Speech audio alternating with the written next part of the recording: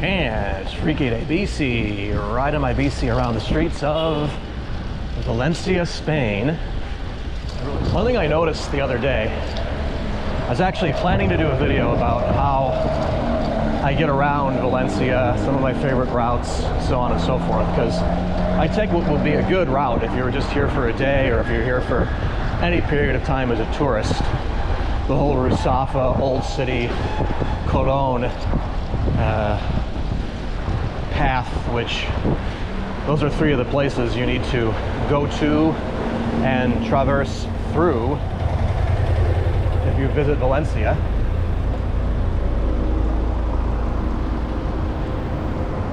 So I was going to talk about moving between and through those places, and I realized something really weird, and probably something that maybe only happens by bike, I don't know. I can only compare it to what I have to compare it to, which is driving a car in the United States, most recently in Los Angeles, walking there a fair bit, biking a tiny bit, doing the same in San Francisco, where I biked a lot more, and now living here and not driving at all, and probably maybe equal parts biking and walking, I don't know. But now, in Spain, in Valencia, I just get around by feel. I just sort of know where to go, and increasingly, I'm getting a better sense of where to go, based just on the bike lanes, the flow of the streets. It's just a sense of, okay, turn here, turn there if I want to get there. Like, I'm going toward the old city now. If I wanted to go to the beach, right now I know exactly what I would do, but it would just be, oh, turn onto that bike lane, take it for a while, excuse me, till you hit this other bike lane.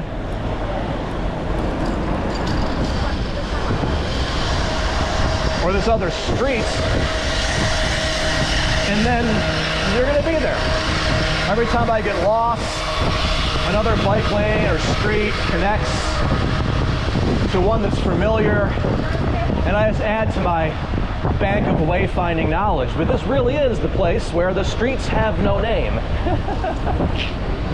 Not a big U2 fan, but that's definitely one of their better songs.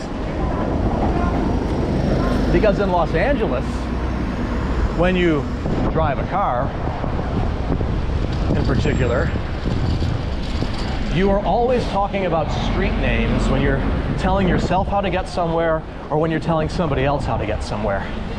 It's like, yeah, go down Melrose, pass Highland, turn right on La Brea, left on Santa Monica.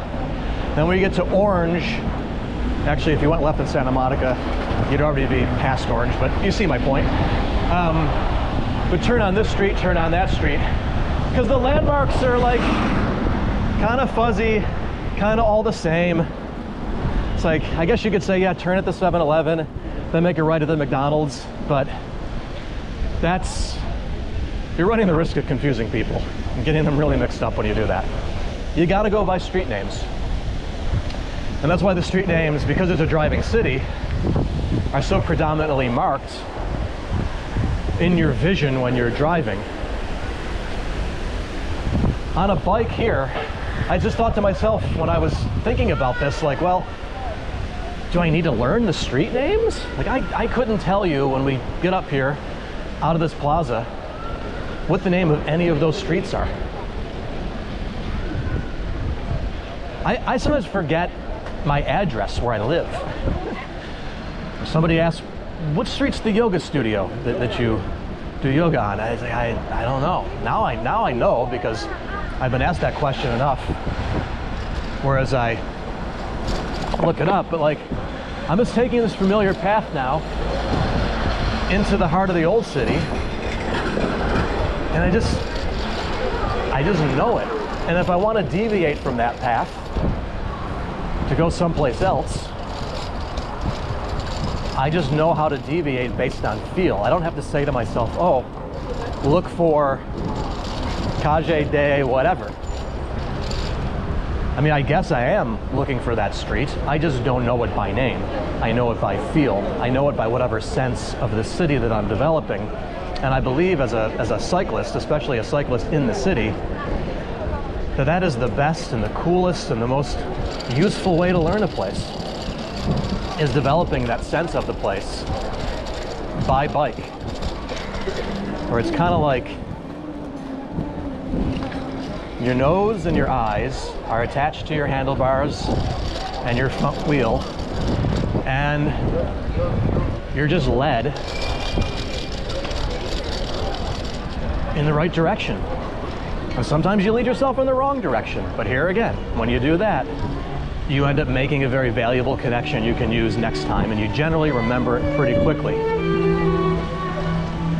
So I would say that by the end of a year, I'll have a pretty sure sense of how to get around my part of Valencia. And I used to refer to my part of Los Angeles. Los Angeles is huge, and I couldn't tell you necessarily how to get around if you were heading to the valley. But if you stayed within the coast in Santa Monica, downtown LA, and then I guess to the north, like the Hollywood, Los Feliz Hills, and to the south, I guess maybe, I don't know, I guess maybe that would be like Inglewood. I'm not really sure exactly how far south, maybe to the 10. And again, this is how we define things, to the 10, right? And then the hills, like they're vast and you can't miss them, so you would use that to wayfind and as a landmark. Or, you know, oh, the Griffith Observatory, it's a big thing, you can't miss it. The Hollywood sign, it's a big thing, you can't miss it. But within the cities, you have to use street names. So Valencia is the place where the streets have no name. Yeah, let's go down. I like going down here.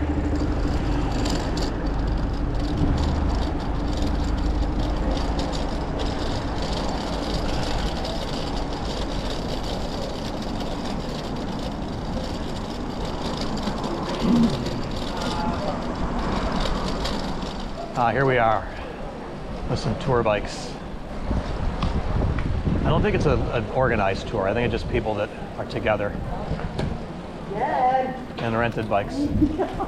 Ten cuidado. Or ten cuidado.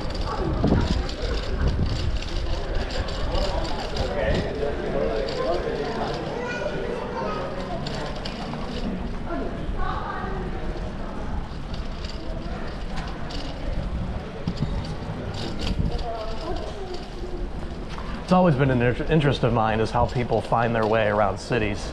In urban planning, for a little while I was obsessed once I discovered it's so cool when you're studying something like urban planning. You develop this, you get this bug for cities for one reason or another, and you decide you're going to study planning, and then you start reading all this classic stuff that, of course, people in urban planning know it inside and out. But you're just obsessed with it. You can't get enough. And for a while it was this classic book by a guy named Kevin Lynch. It was called The Image of the City, and he talked about the main ways that people find their way, wayfind, in cities. Well, it's my memory that's bad now, I guess, so I can't remember all of the ways, but maybe I can. So landmarks, people use landmarks to get around. Nodes, which I believe were like junctures, like, oh, it's where this plaza meets this main street or whatever. I think that's what it was. Oh man.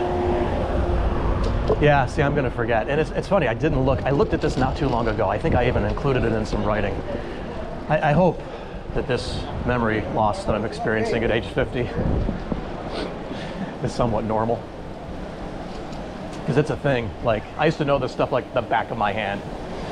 If you asked me what are the 5 wayfinding whatevers that Kevin Lynch had and wrote about an image of the city, I could tell you in 30 seconds or less. Here's a big ass tour happening in front of this church, which, by the way, I'm not religious, but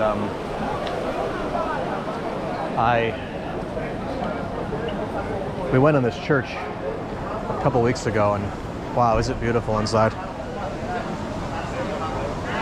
Can you see all these people? It's a free tour, apparently.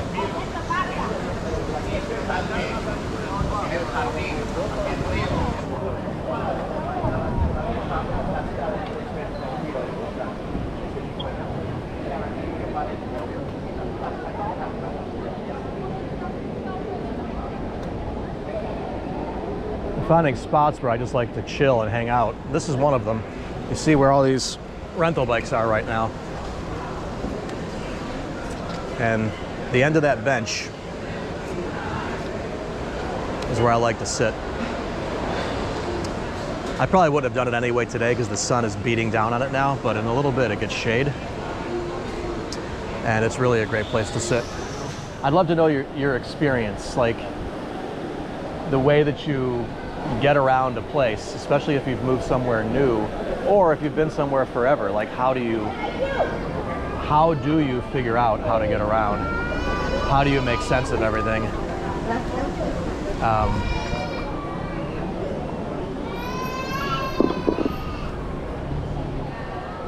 Because I just wonder if there is something to my whole LA, you use street names, and in Valencia you don't. Or if you're doing it by bike, how that differs from doing it by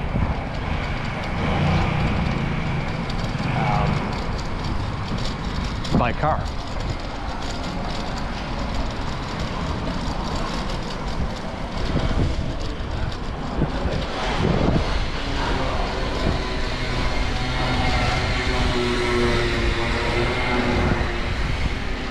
Let's see how good my wayfinding skills are right now.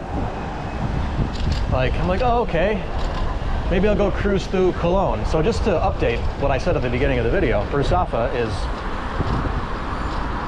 considered like the cool and trendy neighborhood with all the bars and restaurants and nightlife, and I can vouch for that. We live in the heart of it, and every single night there's a loud buzz happening from down below. I love it. It does not bother us really at all. It's exactly where we wanted to be. The old city is the old city. It's the historic core of Valencia. And then Colón, which this might be the one area where it's like, oh yeah, you go by a street name. It's anchored by Carriles de Colón, which is the main street where a lot of the shopping is. Well, all of the shopping is. Not that you can't find shopping elsewhere in Valencia, but the big international chains, some local stores, everything. You'll find Apple, of course Zara and Mango, which are both Spanish brands, H&M, all of it. Every European city has a street like this, and here we are. Now we're in Colón. Corte Inglés is also over here. See, I just decided to go there, and it's like, oh yeah, this definitely takes me there, and here I am. And I have a pretty good sense of where the actual street Colón is, but it doesn't really matter. But those are three of the areas that if you move through in between them, then you're probably going to run into Gran Via, you're going to see Turia Park. You'll be, oh yeah, we should go into that park. And you should. Turia Park is fantastic. It's bigger than Central Park in New York City. And then you just kind of find the random streets within those places and make sure you go down them. Maybe go off the beaten path a little bit and get lost, find your way back. It's a great way to see any city, and it's really awesome here because even Colón, which is very commercial and very international in terms of the types of shops that are there, has a very, in my opinion, a very local feel to it. You don't even need to go into a store. You just walk around, and there's so many people out. People here seem to like to shop. I also think that a lot of people come into Valencia from the surrounding towns on the train and so forth, or they even drive in because they're going into the city, right, to do shopping and so forth. So we ended up talking about a lot, actually, in this video. I wouldn't say that it's all necessarily connected, but there was a flow to it. This is how I get around. These are the areas you should get around in. And there's this one area that always seems to be busy and thriving with people participating in economic activity. And it certainly is one of the key elements or anchors in the growth that we're seeing in Spain, the economic growth, which doesn't necessarily mean that everybody is crushing it.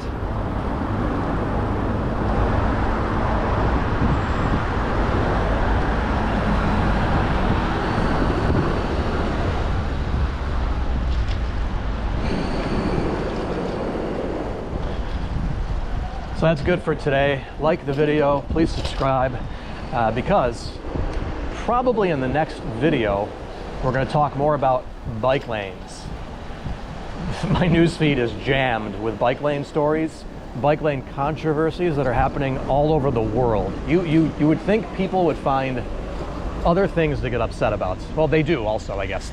They're not only getting upset about bike lanes, but they're also getting upset about bike lanes.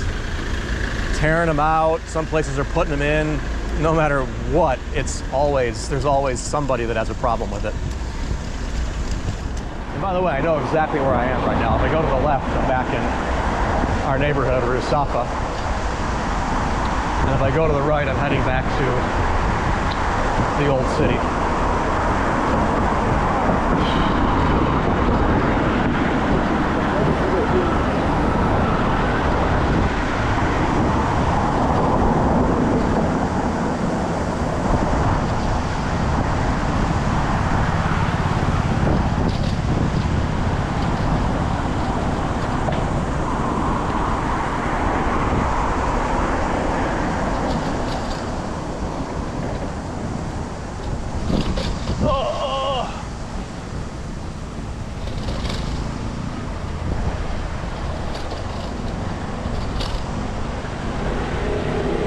I did a little bit of a U-turn there. Now if I head to the right, I'm headed back to Russafa. Google should integrate YouTube with Google Maps.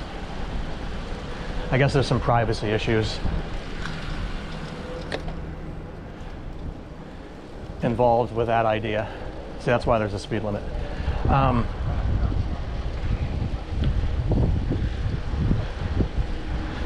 But it would be cool if you could follow along, which would give you a better sense of how to get around. Maybe just watching can do that, I don't know.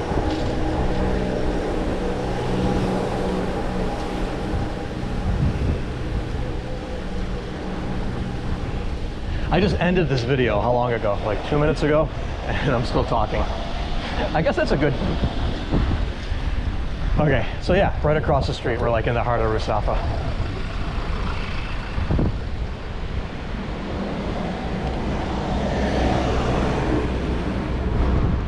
With that, I'm really serious now, for real, no joke. It's like, bye, you hang up. No, you hang up, you hang up. No, you hang up, you hang up. But seriously, I'm gonna hang up. So please like the video, subscribe to the channel, and stick around for those bike lane controversy stories. We're gonna cover it a lot. So thanks for watching, I really appreciate it.